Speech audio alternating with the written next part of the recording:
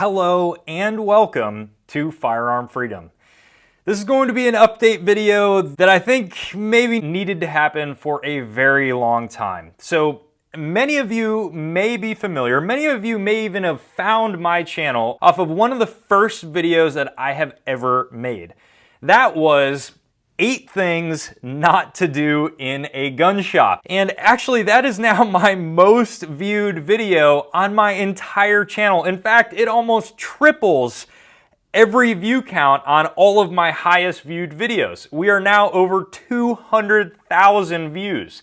And if I could choose to delete any video on my channel, it would be that video. The reason that I choose to keep it up is just because I think some of the information still is helpful. But please understand that it was one of the first videos on my channel, and really the reason I'm doing an updated version to that is because I would love for you guys to see the new quality that I have. Unfortunately, many times people will judge who I am and what my channel's about just by that video, and trust me, a lot has changed since then. So if you're coming to this video from that video, thank you for giving me a chance. I promise has been a lot that's changed since then. These videos are not made to school anybody or act like I'm an expert, because I'm in no ways an expert. I do work in the firearms industry. I'm a full-time YouTuber, and also I do work at a gun shop. It's totally separate from my YouTube channel. I do that full-time.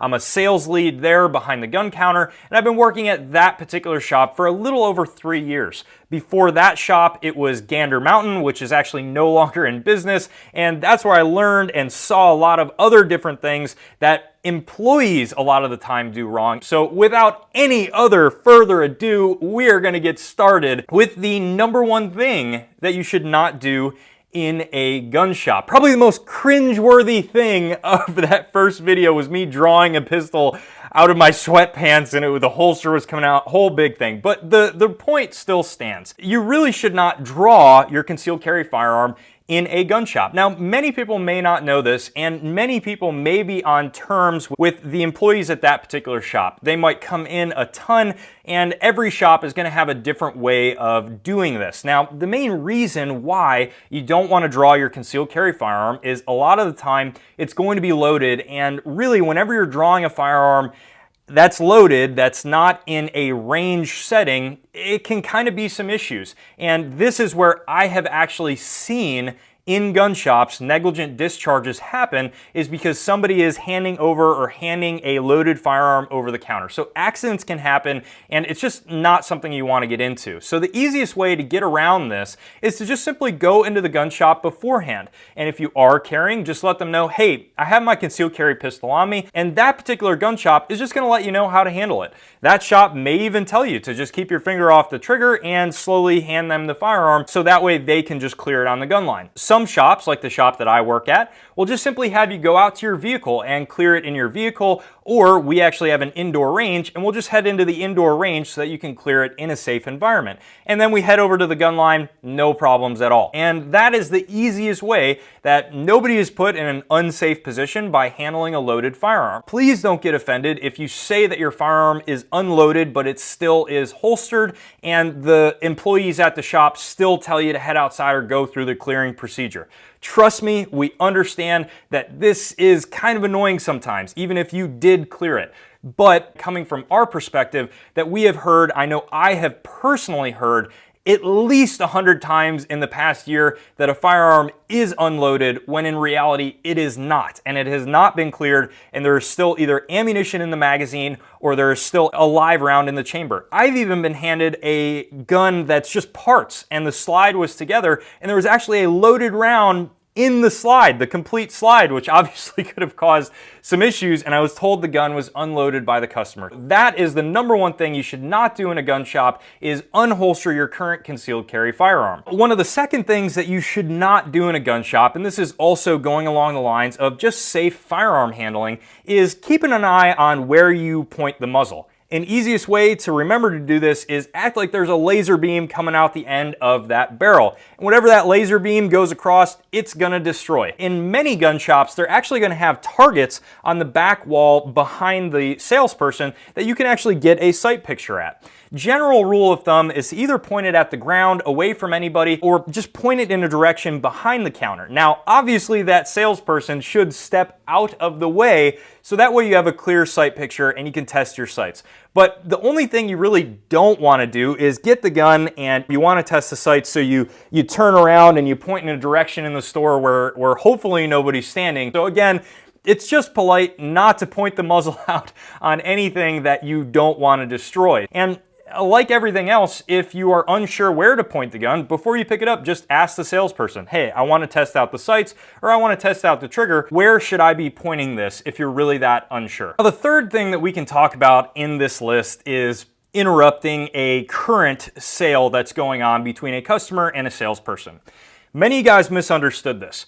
I did not originally mean in that video to not interrupt if you have really some good news to say about that particular gun, or if you have some of your own personal insight. A lot of gun shops are actually not going to be on commission. I am not commission based, and the reason why I mention that is most of the time the person is just trying to sell you the gun that really fits you best. When I say to not interrupt is if you're interrupting with kind of some biased information. A really good example of that would be, hey there, young lady, you shouldn't be looking at that 9mm, head on down to that 22 case because that's what you can handle. Or, hey there, you shouldn't get that Glock because Glocks suck. All of the information like that is not really helpful. It just kind of makes an awkward conversation, and the person is either very frustrated if you insulted their intelligence or is just confused because they don't really know who to listen to. Butt in if you have some really good information that could help that person out, and don't really comment if it's just going to be some biased information and there's not really any need to interrupt the sale. And that's common in really any retail shop that you go into. It's kind of just more so proper etiquette. Originally, this fourth thing on the list, I think is kind of common sense, and it was talking about not skipping in line. We're going to change this a little bit, and what I'm changing it to is getting information. Now, like I had just mentioned in that last point, a gun shop, a good gun shop that you're going into should have really good salespeople that are going to give you the proper, unbiased information that you need. But not all the time are you going to get a gun salesperson that is actually experienced in firearms. I know that sounds crazy, but a lot of salespeople and a lot of times that I have walked into and seen in other gun shops are downright wrong on the things that they're telling people. And it's kind of cringeworthy. And it's sad that somebody who's a new firearms owner doesn't really know any better yet. So what I want to tell you guys, if you're a new gun owner that has not been into a shop before, look up this stuff online. Look up videos like this. Look up what is a good first handgun video, or what is a good first gun in general. Those videos are going to give you a little bit of information to go in your mental arsenal so that when you go into a gun shop, you're going to kind of be aware of who's giving you the wrong information and who's giving you the right information. There might be particular employees at a gun shop that are really knowledgeable and maybe others that are not. I'm a huge fan of Google reviews, and they really don't lie a lot of the time. So if you go on Google and you look up reviews, if a gun shop has 5 stars and 400 reviews of people that are new gun owners saying, hey, I went in here, I was a little bit uncomfortable, but they helped me out, chances are it's probably going to be a good gun shop. The fifth thing that we can talk about is dry firing. Pretty much in every shop that you go into, they're going to be fine if you're dry firing a center fire firearm.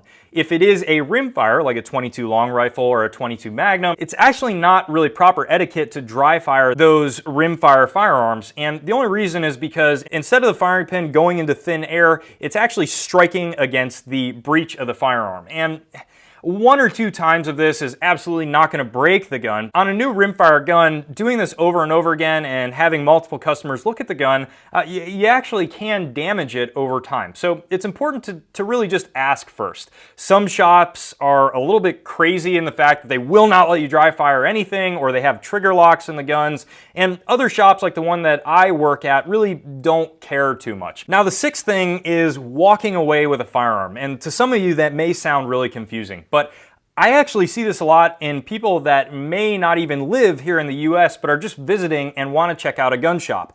They may not know any etiquette at all when it comes to a firearms store, and they see a pistol or they see another long gun and they start walking to the other end of the store to show their buddy.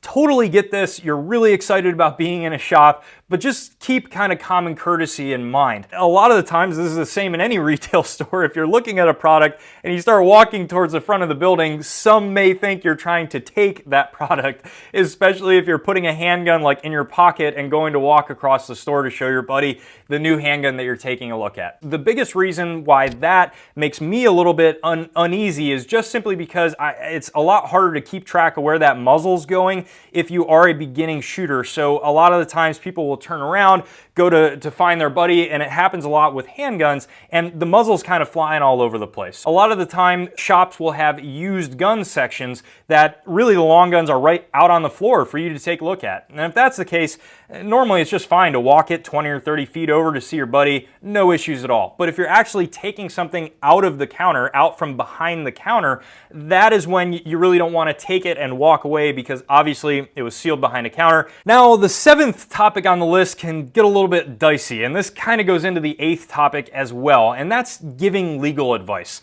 There's a fine line, and a lot of people got confused when I said this in the beginning because I kind of answered it with some legal advice talking about straw purchasing. And really, guys, legal advice is legal advice, but there's some questions that you're going to get asked that you just have to answer. By all means, if you're unfamiliar with the forms or you don't know how to fill them out, ask questions. And the reality of it is that we can answer some things and we can not answer other things. A general rule of thumb is if you're worried about something in your past, a DUI, a crime that you have committed that you're unsure, that's when you're generally going to get the comment from the salesperson that I can't answer any legal advice. And the reason for that is because we don't want to give you the wrong information so that when you fill out the form, a lot of people don't understand that if you're lying on that form, you can actually get hit with a felony, which I don't necessarily agree with, but unfortunately, it is what it is. And I don't really agree with the forms in general, but there's a lot of questions on there that kind of are in legalese and they can confuse a lot of people. We can try to simplify the questions for you. Obviously, if somebody comes up and says, hey, I had a traffic ticket for speeding, a lot of the times a salesperson is just going to tell you, hey, you're fine, you shouldn't have an issue, or they'll direct you to the spot on the 4473 that you can check out and read. And a good gun shop should recommend you to a firearm-specific attorney where you can gather this information. It's very important that they're firearm specific, and it may cost some money, but I promise you it will help you out, because when it comes to filling out these forms, you don't want to run into an accidental felony just from lying on paperwork. And now, the 8th and last thing that we're going to talk about on this list, and probably the most controversial thing, or one of the most that I talked about in the first video. That 8th thing is straw purchasing or straw buying.